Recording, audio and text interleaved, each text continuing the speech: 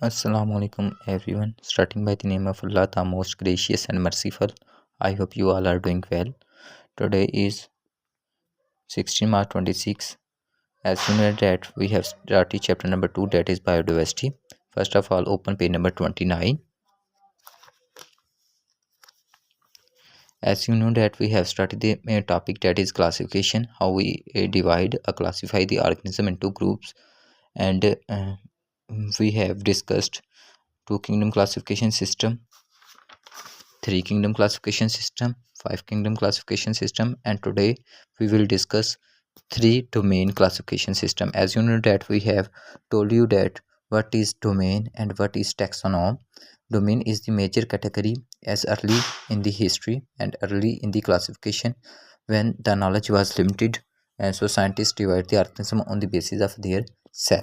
Like in 1977, American microbiologist Carl Woese added a taxon domain above kingdom. He classified organism into three domains. What is domain? As I have told you that domain is the major category above from the order or taxonom ranks, Archaebacteria and Eukarya.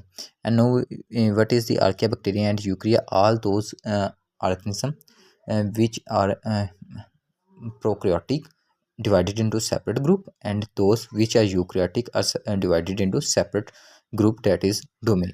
As you know that what is the difference between prokaryote and eukaryote or eukarya? First of all, archaea, bacteria. In one group we place archaea and bacteria that is involved in prokaryotes, and second is eukarya. All the plantae and all the other mammals are added in the eukarya, that are multicellular organism. This classification is based on difference between archaea and bacteria. Now we will go toward the sketch on page number 31, and this is giving the brief review about the classification. As you know that we have discussed two kingdom system, in which we divide all the organism into plantae and animalia, and then three kingdom classification system was given, that is kingdom protista, kingdom plantae, and kingdom animalia. And five kingdom classification system: kingdom monera, protista, kingdom plantae, kingdom fungi, and kingdom animalia.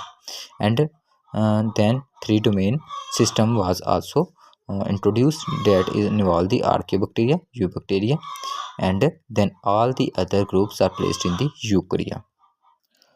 Now we are going to discuss what is domain archaea. We will discuss all the domains one by one. What is domain archaea? In this domain, this is most primitive, mean most old or most first basic domain organism on the earth. In this domain, all the organism was classified. This is the early group of domain. Okay, these prokaryotes were but their cell wall does not contain peptidoglycan. You know that bacteria cell wall is composed of the peptidoglycan, but early bacteria have not peptidoglycan, and is made up of various polypeptide and protein.